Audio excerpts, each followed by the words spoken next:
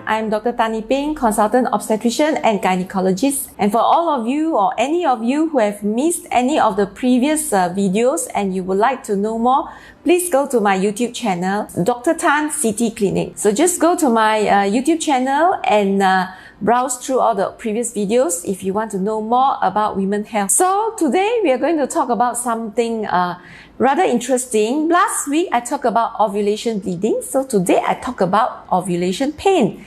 So you see, it's more or less the same thing. It happens during ovulation, but one is bleeding and one is pain. So same as what I mentioned last week, that is a lot of people actually think that ovulation bleeding is normal, and a lot of people also think that ovulation pain is normal. Partly it's also for the very same reason. Long ago, we used to have books that would tell us that pain during ovulation is normal. So when you have books telling you that, including medical books also tell that.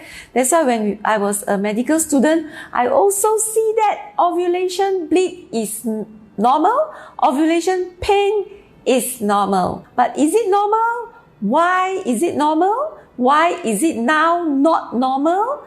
And so what is the difference? So I would like to describe more. Yeah. So previous talk I already mentioned, ovulation bleed is not normal. Why they say it's normal in the past is because technology have not gone so far. We have not gone so far to be able to see all these things and found out that all these things are not normal. Same with ovulation pain. Ovulation pain, most of the time when someone has ovulation pain, you can do all the physical examination. They are normal. And you can do all the ultrasound scan. And they are also normal. So we say they are normal, right? Everything normal, that must be normal, right? But unfortunately, no. Why? Because nowadays, there are newer technologies. So what has changed over the last, let's say, 20 years? Okay, now we use more and more vaginal ultrasound. Those days, we hardly use vaginal ultrasound. It's either we don't have, previously we don't have vaginal ultrasound, and probably maybe 20, 30 years back, we have vaginal ultrasound, but it's so rarely used. I still remember every time I go and see a gynae, whenever I want to do an ultrasound, they will tell me, please keep your bladder full. You have to keep your bladder so full. And you want to go toilet, and yet you cannot go toilet because the nurse say you need to keep your bladder full. If not, doctor cannot see. You know, it's such a horrible thing. You have to keep your bladder full. That is because they don't do vaginal ultrasound. When you do vaginal ultrasound, you don't want a full bladder. You don't want a full bladder because full bladder, vaginal ultrasound not clear. So you see the difference.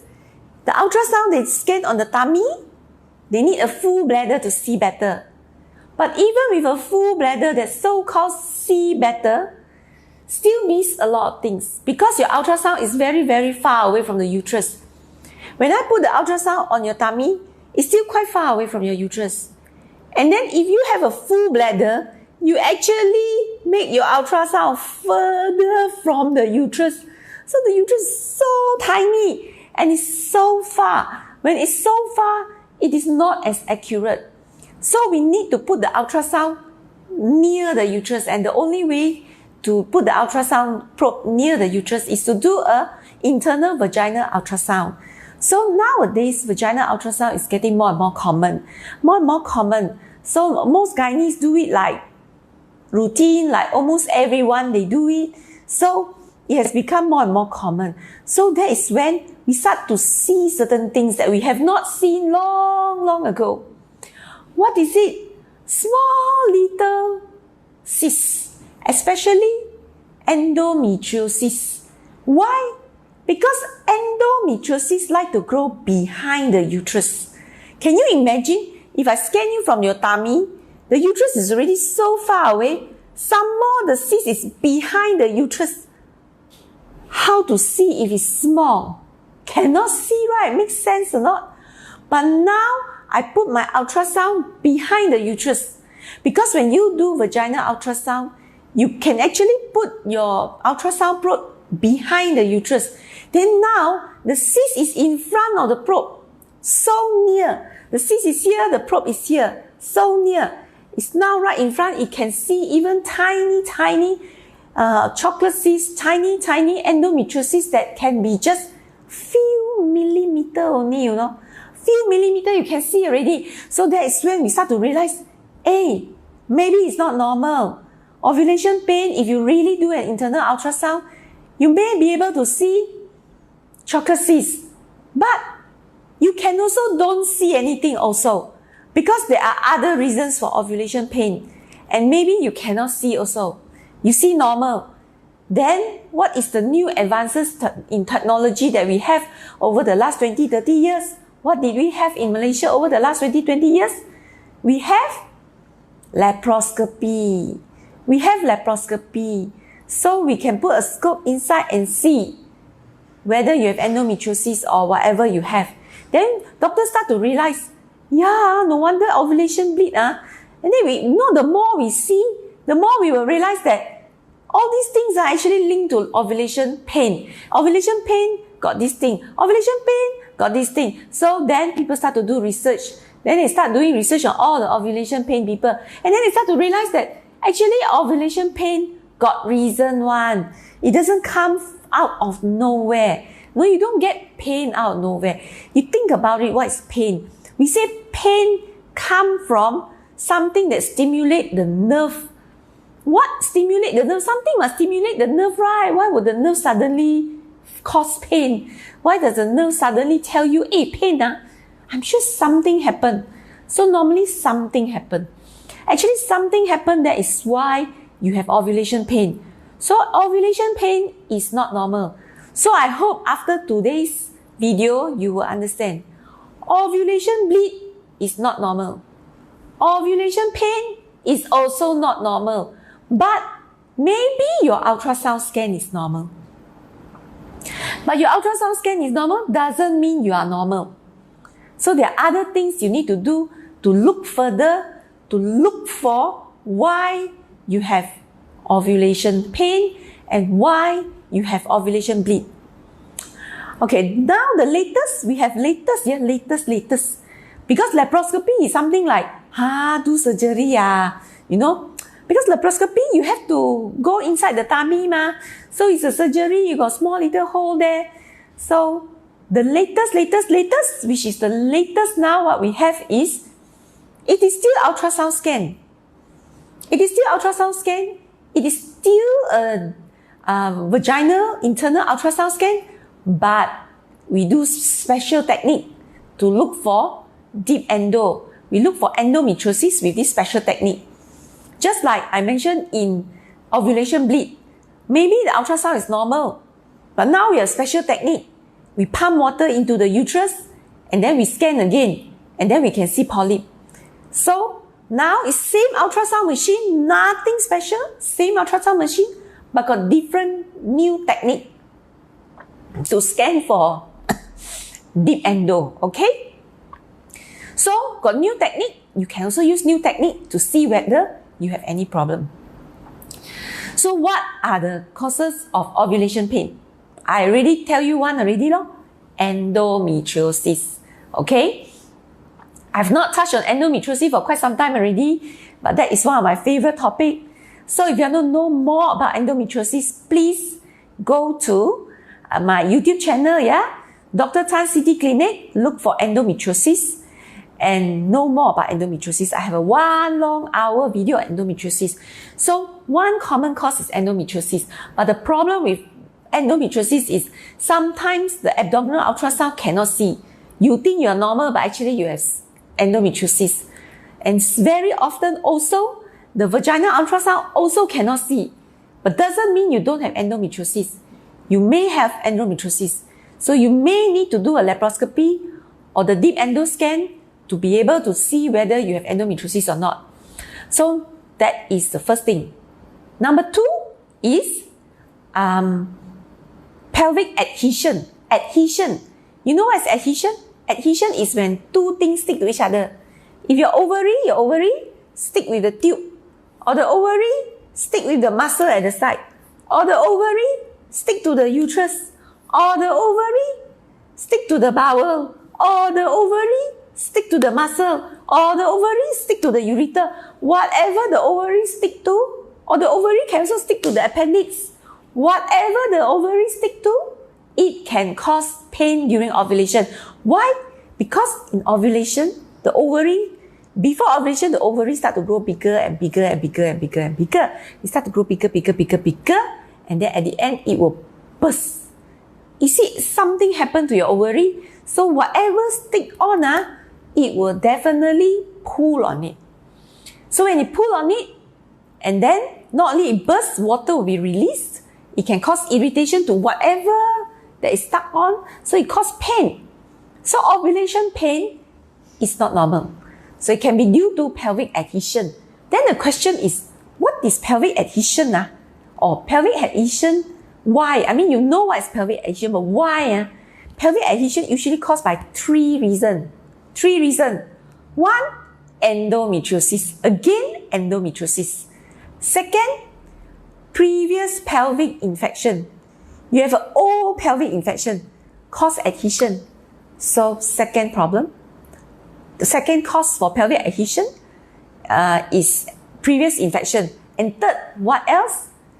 Previous surgery. So previous surgery, any surgery, even removing appendix. Some people, they remove appendix and then the bowel stick to the ovary. So that can also cause ovulation pain. So you have three reasons why you cause pelvic adhesion that can cause ovulation pain. These are the two common reasons that cause ovulation pain every month or almost every month. Some people have it every month, some people have it almost every month. Because sometimes you ovulate right side, sometimes you ovulate left side. So sometimes pain, sometimes not pain. But let's say you normally don't have pain one. Just pain one time only. Then after that, no pain again. Can happen. What happen is sometimes when during ovulation, you know, the egg bursts. When it bursts that time, it actually bursts at a blood vessel. And that blood vessel will bleed. And you have bleeding during ovulation, that also cause pain. But this should only happen like 1 in 10 years maybe. Not something that happen every month, okay? So if you feel your pain every month, think of the other two reasons I mentioned. If you have your ovulation pain, not every month, but many months, maybe 6 months a year, 7 months a year, 8 months in a year, then you still need to think about the first two causes I mentioned to you. One is endometriosis, two is pelvic adhesion. So is it important whether I know why I have ovulation pain? Is it important? Yes, it's important because of few reasons. One thing that's very important, I want to know whether my ovulation pain is due to endometriosis. Why? Because if you listen to my talks long enough, you will know that endometriosis got a lot of problem. Other than causing cancer, it can cause pain that is very extreme, up to the extent you need morphine to solve your problem. It can also cause cannot get pregnant. It can cause a lot of big growth, big cysts, big adenomyosis. It can cause your kidney to die. It can cause your lung to cannot breathe every month when your period comes. It can just cause so much problem. It makes you so tired when your period comes. There are a lot of problems with endometriosis. So I want to know, because I want to know whether I got endometriosis. Maybe the ovulation pain is the early sign of endometriosis for me. So if I know, I get it treated. I don't want to get severe endometriosis lah, right? Makes sense, right? The other reason why I want to check ovulation pain is because ovulation pain can cause infertility. I have ovulation pain all my life, but I'm not married. Today I'm married. I cannot get pregnant already. So, if it's endometriosis, it will worsen with time. So, if it worsen with time, maybe initially when you have ovulation pain, you can still get pregnant, not too bad. But worsen with time, how to get pregnant some more? Makes sense or not? So, another thing is, ovulation pain can also cause infertility. Let's say you try to conceive and try to get pregnant, and so many years you cannot get pregnant. All the causes I mentioned just now also can cause you cannot get pregnant. Endometriosis can cause you cannot get pregnant. Pelvic adhesion also cannot get pregnant. So if I have ovulation pain and I cannot get pregnant, I definitely would want to get it sorted out. I not just want to know why, I also want to get it sorted out and solved. I need to solve this problem, because if I don't solve this problem, how am I going to get pregnant?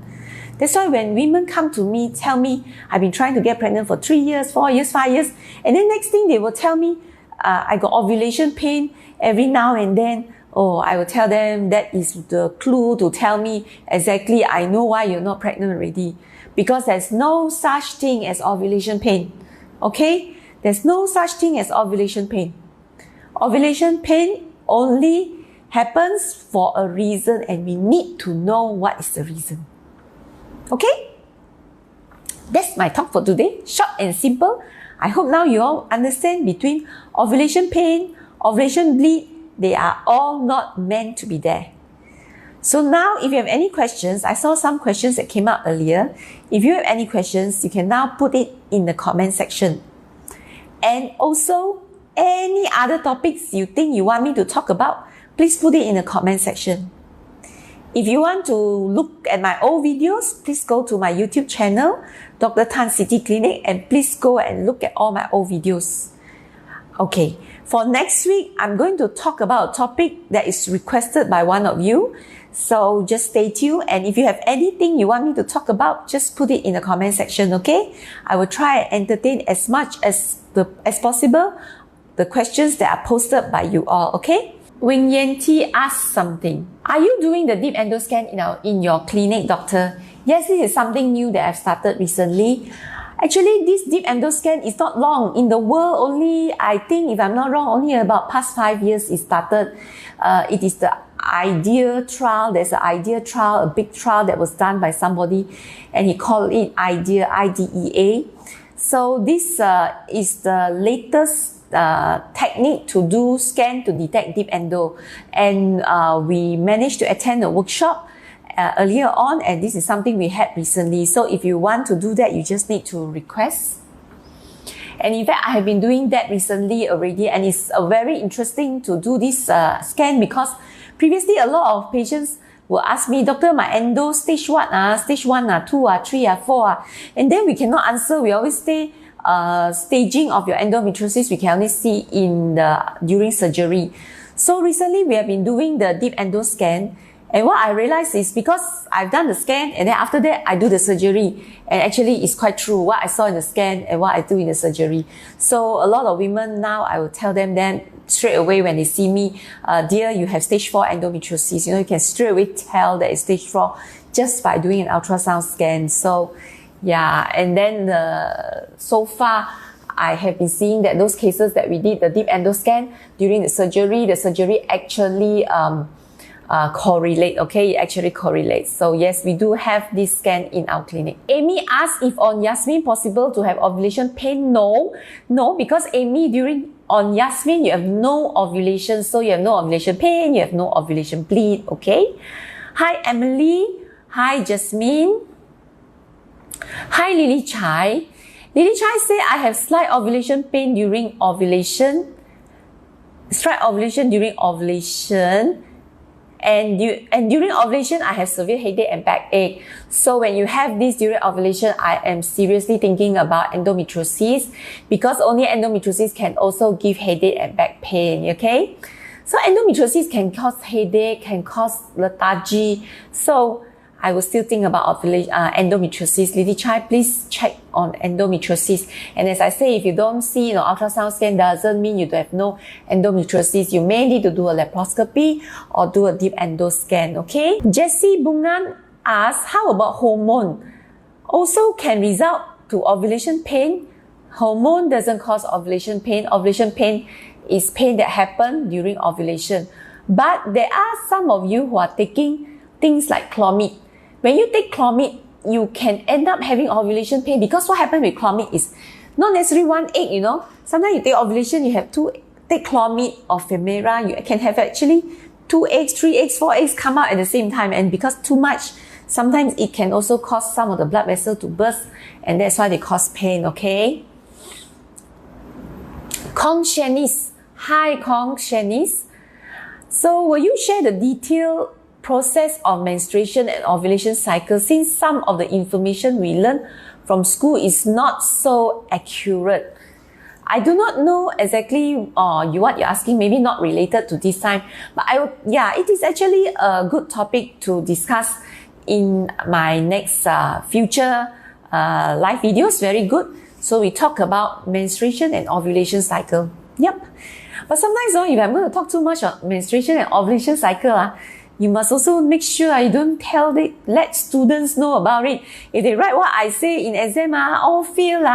You see our school books, it's like 28-day cycle, day 14 ovulation. That one cannot apply one. But in your school bio exam, you need to write that, okay? And Stephanie Tan, is ovulation pain like period pain? Does it always cause low back pain too? Have not had this issue until recently, first ovulation after natural miscarriage. Okay, ovulation pain can be anywhere. It can be exactly the same as period pain, which is the commoner scenario. Most people will feel that I now have my period pain, but during ovulation. Okay, but it can also be at a different place. But most of the time, it's either right or left, or back also is usually right or left. So it's usually that, but it's not a must, okay? It's not a must, but most of the time it's that way. Because I told you, the pelvic adhesion, the ovary can stick to different things. And when it sticks to different things, it can cause a slightly different pain. So everyone will have slightly different pain. Basically, you shouldn't be having a pain that happens to you every month at the same time. Doesn't make sense. So if you have any pain that happens to you every month at the same time, the same pain, the same time every month, that is ovulation pain, yeah? Especially ovulation time lah. Some people, they have ovulation pain just before ovulation, some people during ovulation, and some people after ovulation. So the time can vary a bit, but it is the same time every month. Then you need to ask yourself why. Need to check. Jasmine said that after laparoscopy with Dr. Tan, I feel more better than before. Still try to get pregnant naturally. Yes, Jasmine, all the best to you. I hope you get pregnant soon. But just remember, once your period come back for 1 year, if you're still not pregnant, please come and see me. Don't keep waiting. I see a lot of people after laparoscopy, they can wait 3 years, 4 years, 5 years, then only come and see doctor. Oh, don't. 1 year maximum. 6 months to me is already enough. 1 year, nothing more than 1 year. You must come and see me, because there may be some other things that you need to do to get pregnant. Yeah. Honey asks, I have ovulation pain with blood spot. Is it normal for endo? Okay. Yes. Ovulation pain with blood spot, usually if you have both, that means you have ovulation pain and you have ovulation bleed. Then number one, you see, as I say, ovulation bleed is something that grows inside the uterus. The thing is, some of endos can actually have endometriosis in the cavity itself, like adenomyosis, adenomyoma, and also cervical endometriosis. So if you have any of these, then you will also bleed during ovulation.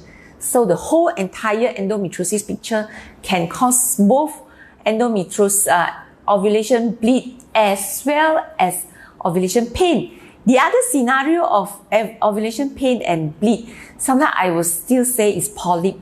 Because polyp, especially up to a certain size, your body is also trying to get rid of it. And as a result, it may still cause a bit of contraction pain during ovulation as well. But basically, it's not normal. You need to get yourselves checked to look for it. So as I mentioned earlier, getting yourself checked doesn't mean ultrasound normal, means you are okay. Yeah? You must understand that ovulation pain and ovulation bleed is not normal. No matter what, you need to look for a reason.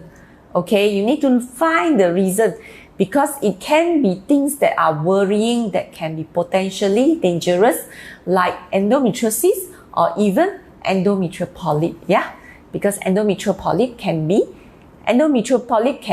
at the end result in uterus cancer, and endometriosis can result in ovarian cancer. So we don't want to just live with this type of problem, okay?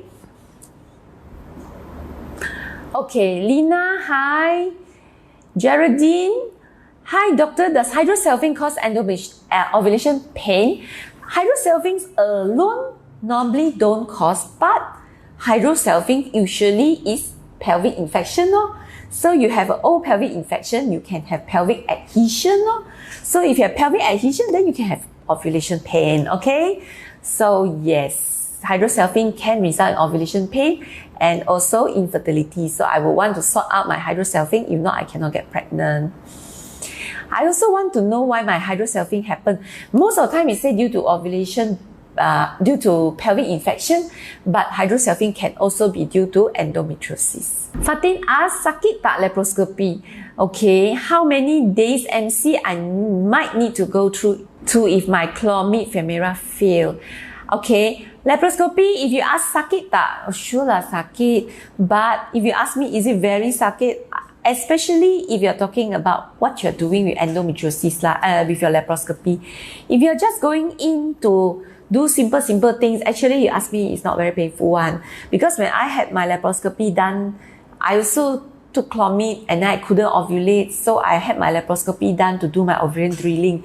You know, now I do on Friday evening, and guess what happened? Friday evening I do my surgery, and on Monday I was back to work. So, and I still remember I was a houseman at that time, so that is why I couldn't take my MC. Houseman cannot take MC, so houseman is really slavery sometimes I feel. MC also cannot take. So I cannot take MC, so I go back to work, even though I had a surgery. And you ask me, it's totally possible, yeah?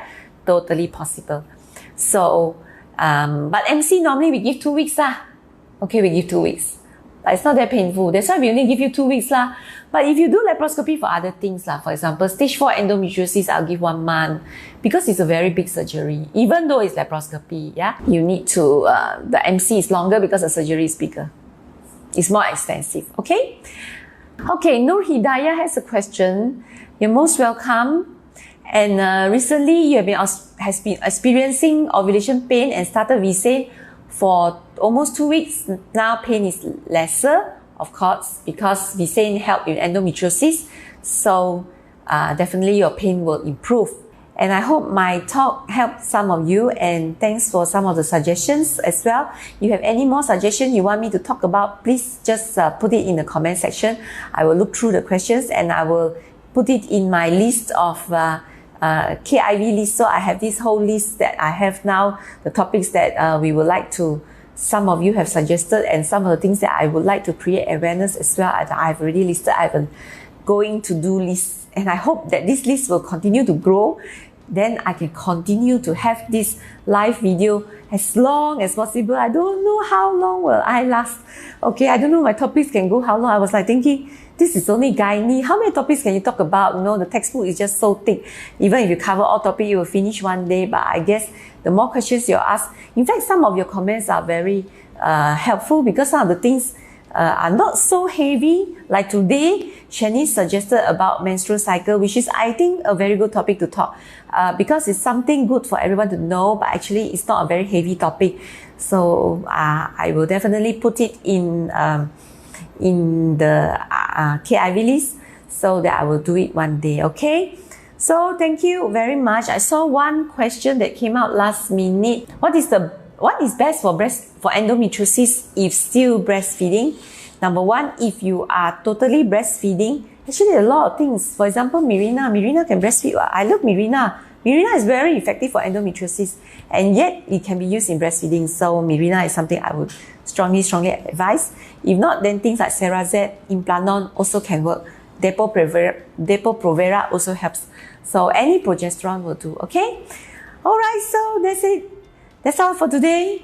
So stay tuned for my video. For those of you who have missed my old videos, please go to my YouTube channel, Dr. Tan City Clinic, and look through all the old videos. And don't forget to subscribe, yeah?